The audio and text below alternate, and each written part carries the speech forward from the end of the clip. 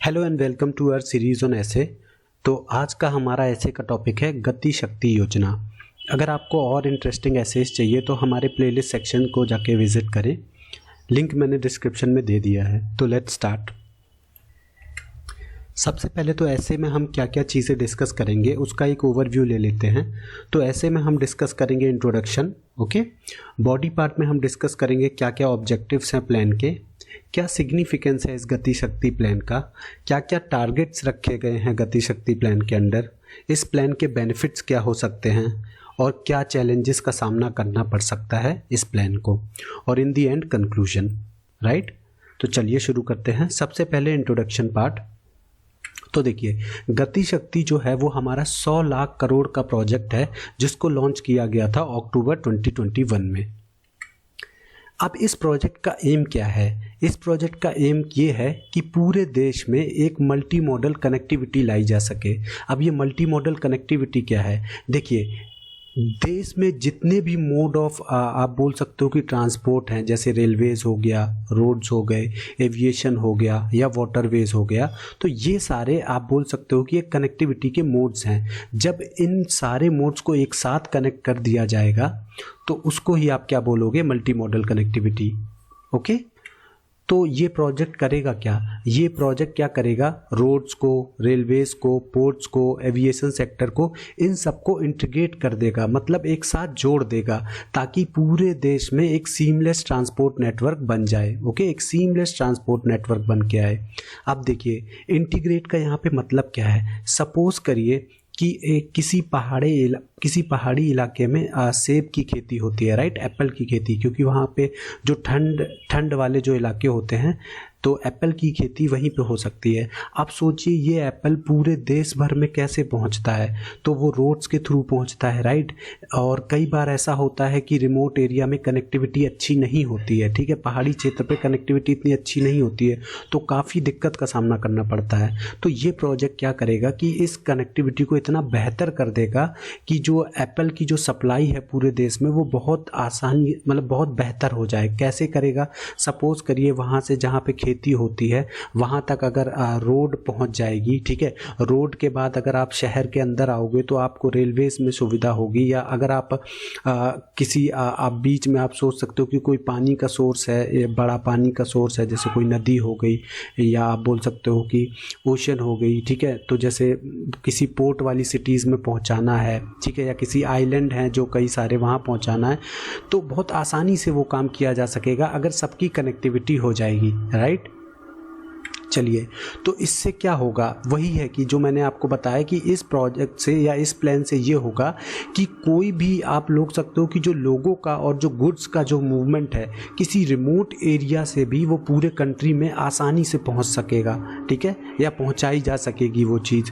तो इस प्रोजेक्ट का एम यही है, राइट। अब बॉडी पार्ट में हम क्या क्या चीज़ें डिस्कस करेंगे? बॉडी पार्ट में हम डिस्कस करेंगे कि इस प्लान के ऑब्जेक्टिव्स क्या हैं, क्या क्या सिग्निफिकेंस हैं इसके, और क्या क्या टारगेट्स रखे गए हैं, बेनिफिट्स क्या हो सकते हैं और चैलेंजेस क्या हैं इस प्लान के। तो सबसे पहले हम ऑब्जेक्टिव्स डिस्कस करेंगे इस प्लान के। तो पहला ऑब्जेक्टिव तो यही है कि जो इकोनॉमिक ग्रोथ है कंट्री की उसको एक तरह से बेहतर बनाया जा सके थ्रू इंफ्रास्ट्रक्चर बिल्डिंग। जितना ज़्यादा इंफ्रास्ट्रक्चर का डेवलपमेंट होगा उतनी इकोनॉमिक ग्रोथ होगी, राइट। अब देखिए, अब दूसरा ये है कि जब कनेक्टिविटी बढ़िया होगी तो जाहिर सी बात है कि जो मैन्युफैक्चरिंग सेक्टर है उसको बहुत फ़ायदा होगा। कोई भी कंपनी अगर अपना गुड्स को मैन्युफैक्चर कर रही है तो उसको आसानी से सप्लाई किया जा सकेगा पूरे देश भर में, ठीक है। तो इससे जो इंडिया का जो ग्लोबल कम्पिटिटिवनेस है in regard to manufacturing sector वो बहुत इम्प्रूव हो जाएगा। तो इस तरीके से इंडिया की जो प्रोडक्टिव कैपेसिटी है वो इम्प्रूव हो जाएगी, राइट। तीसरा, अब ये प्लान का जो मेन मकसद ये है कि जैसे जो बहुत सारे प्रोजेक्ट्स चल रहे हैं बहुत सारे डिपार्टमेंट के, सपोज करिए अगर जैसे रोड का अगर कोई रोड बननी है तो उसमें बहुत सारे डिपार्टमेंट इंक्लूड होते हैं गवर्नमेंट के, जैसे हाईवे डिपार्टमेंट होता है, रोड एंड ट्रांसपोर्ट डिपार्टमेंट होता है, फिर फाइनेंस डिपार्टमेंट इन्वॉल्व होता है, ओके, और फिर मतलब वाटर डिपार्टमेंट भी कई बार इंक्लूड, मतलब बहुत सारे डिपार्टमेंट मिल के एक प्रोजेक्ट बनाते हैं। तो हर डिपार्टमेंट से अप्रूवल लेना और क्लियरेंस लेना बहुत मुश्किल हो जाता है, ठीक है। तो अब इस प्रोजेक्ट का मकसद क्या होगा कि इन सारे डिपार्टमेंट को एक सिंगल प्लेटफॉर्म पे लेके आ जाना, ताकि जो अप्रूवल और क्लियरेंसेज हैं वो जल्दी से मिल जाएं, ओके। और सबसे लास्ट में जो इसका ऑब्जेक्टिव है कि लॉजिस्टिक कॉस्ट को कम करना। अब लॉजिस्टिक कॉस्ट होता क्या है, देखिए जब भी कोई सामान बनता है, ठीक है, मैन्युफैक्चर होता है और कंज्यूमर तक पहुंचते पहुंचते जो उसमें खर्चा लगता है उसको आप लॉजिस्टिक कॉस्ट बोलते हो, राइट। कि सपोज करिए जो आप एप्पल का ही एग्जांपल ले लीजिए, तो एप्पल कहाँ होता है, पहाड़ों में होता है, लेकिन अगर कोई समुद्री इलाके के आसपास रह रहा है या कोस्टल एरियाज में रह रहा है तो वहाँ तक पहुँचते पहुँचते ट्रांसपोर्ट का खर्चा होगा, पैकेजिंग का खर्चा होगा, बहुत सारे खर्चे इन्वॉल्व होते हैं। तो इस सबको लॉजिस्टिक कॉस्ट बोला जाता है। जब बेहतर कनेक्टिविटी होगी तो ये खर्चा कम हो जाएगा, ओके। नेक्स्ट है हमारा कि सिग्निफिकेंस क्या है इस गति शक्ति का। तो सिग्निफिकेंस यही है जो मैंने आपको इतनी देर से अभी बता रहा हूँ कि जो ब्यूरोक्रेटिक एंटेंगलमेंट है, कि बहुत सारे डिपार्टमेंट से जो क्लियरेंस लेना पड़ता है और अप्रूवल लेना पड़ता है वो बहुत जल्दी हो जाएगा। जितने भी हमारे इंफ्रास्ट्रक्चर रिलेटेड जो प्रोजेक्ट हैं वो जल्दी से जल्दी कंप्लीट हो पाएंगे, ओके। दूसरा, अब ये मास्टर प्लान करेगा क्या, मास्टर प्लान ये करेगा कि जितने भी डिपार्टमेंट हैं उनको एक सेंट्रल पोर्टल पे लेके आएगा, ताकि वहाँ पे सारे डिपार्टमेंट्स का काम देखा जा सके। जैसे अगर किसी आपको अप्रूवल लेना है, जब सपोज करिए वो जैसे 4 डिपार्टमेंट उसमें इंक्लूडेड हैं कि 4 डिपार्टमेंट से आपको वो प्रोजेक्ट के लिए अप्रूवल लेना है, तो वहाँ आपको पूरा दिखेगा, रियल टाइम डेटा होगा कि हाँ इस डिपार्टमेंट से हमारा अप्रूवल आ गया है, इन 3 डिपार्टमेंट से पेंडिंग है या इनसे हमें अप्रूवल लेना है, सारा आपको दिखेगा, एक रियल टाइम डेटा होगा। तो उससे क्या होगी, जो आप बोल सकते हो कि जो एफिशिएंसी है वो बढ़ जाएगी काम को तेज करने की, ठीक है। तो जैसे इस डिपार्टमेंट से अप्रूवल नहीं लिया है तो तुरंत आपने वहाँ से ईमेल ट्रिगर किया और वहाँ से आपको अप्रूवल आ गया, इस तरीके से कुछ ये लोग करेंगे, ठीक है। उसके बाद अब वही मैंने आपको बताया कि किसी भी प्रोजेक्ट में जो सबसे बड़ी समस्या होती है वो यही होती है कि बहुत सारे अप्रूवल्स लेने पड़ते हैं। सपोज करिए इंजीनियर का होता है, प्रोजेक्ट मैनेजर का होता है, फिर गवर्नमेंट का बहुत सारे अप्रूवल लगते हैं। तो ये सारी जो समस्याएं हैं वो सब खत्म हो जाएंगी गति शक्ति से, राइट। अब इसके अंदर टारगेट क्या रखे गए हैं गति शक्ति के अंदर, तो देखिए टारगेट जो रखे गए हैं इस प्लान के अंदर वो ये है कि लगभग 11 इंडस्ट्रियल कॉरिडोर बनाए जाएंगे पूरे देश भर में, जिससे कि क्या होगा कि 1.7 लाख करोड़ का टर्नओवर डिफेंस के प्रोडक्शन में गवर्नमेंट को मिलेगा, ठीक है। उसके बाद 38 इलेक्ट्रॉनिक्स मैन्युफैक्चरिंग क्लस्टर बनाए जाएंगे और 109 फार्मा क्लस्टर। इसका मतलब ये कि लगभग 38 इलेक्ट्रॉनिक्स मैन्युफैक्चरिंग की कंपनी खोली जाएंगी और 109 फार्मा क्लस्टर 2024-25। तो जितने भी टारगेट्स रखे गए हैं इस प्रोजेक्ट में वो 2024 या 25 तक कंप्लीट करने हैं, ठीक है। तो सारी जितनी भी इंफ्रास्ट्रक्चर रिलेटेड जो मिनिस्ट्रीज हैं उनके लिए टारगेट कब तक का फिक्स किया गया है, 2024 और 25 तक का, ओके। अब देखिए इसका एक एग्जांपल देखिए कि जैसे रोड और ट्रांसपोर्ट हाईवे मिनिस्ट्री को टारगेट रखा गया है कि नेशनल हाईवे उनको 2 लाख किलोमीटर तक के बनाने हैं और 4 और 6 लेन के नेशनल हाईवे 5,590 किलोमीटर तक के कोस्टल एरियाज में, और जितनी भी स्टेट कैपिटल्स हैं नॉर्थ ईस्ट में उन सबको 4 लेन नेशनल हाईवे या 2 लेन नेशनल हाईवे से कनेक्ट करना है। तो ये सारे टारगेट्स हैं जो कि इस प्लान के अंदर रखे गए हैं, ओके। तो इससे बहुत अच्छी कनेक्टिविटी आएगी पूरे देश में।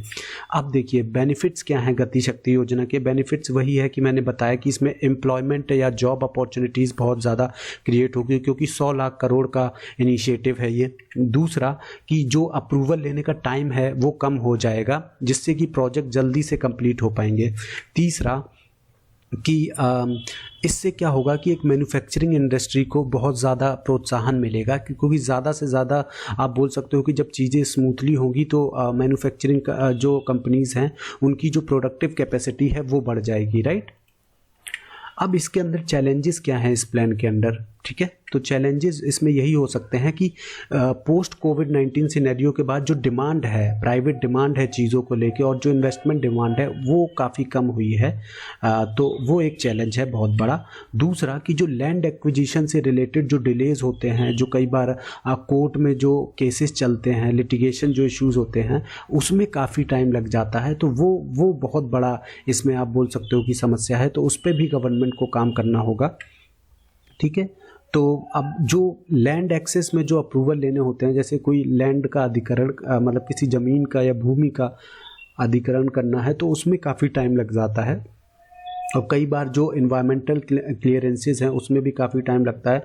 बहुत सारी एनजीओज़ हैं, बहुत सारी संस्थाएं हैं जो इसके खिलाफत में आ जाती हैं, ठीक है, इंफ्रास्ट्रक्चर डेवलपमेंट के, कि नहीं ये पेड़ के यहाँ पे कट रहे हैं तो इससे बहुत दिक्कत आएगी, तो वहाँ पे अप्रूवल लेना काफ़ी मुश्किल होता है। तो ये सारे चैलेंजेस हैं जो गति शक्ति प्लान फेस कर सकती है।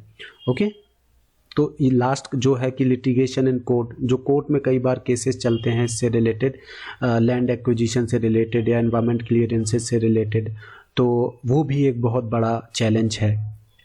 इंडियन कंक्लूजन, तो कंक्लूजन यही है कि इंडिया में बहुत कैपेसिटी है अपने आप को ट्रांसफॉर्म करने की, तो हम अपने आप को मैन्युफैक्चरिंग पावर हाउस बना सकते हैं, इसमें कोई भी दो राय नहीं है। अगर ये प्लान अच्छे से इम्प्लीमेंट हो जाता है तो ज़रूर हम एक मैन्युफैक्चरिंग पावर हाउस उभर के आएंगे।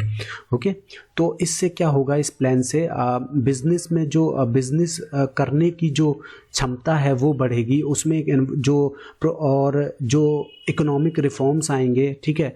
और तीसरा, बहुत सारे आप बोल सकते हो कि अगर बैंक बैलेंस जो सीट्स हैं उनको अगर हम अच्छे से क्लीन करेंगे, जैसे नॉन परफॉर्मिंग एसेट्स हैं उनको मतलब ख़त्म करेंगे, तो उससे क्या होगी, क्रेडिट की जो अवेलेबिलिटी है वो बढ़ जाएगी, ठीक है।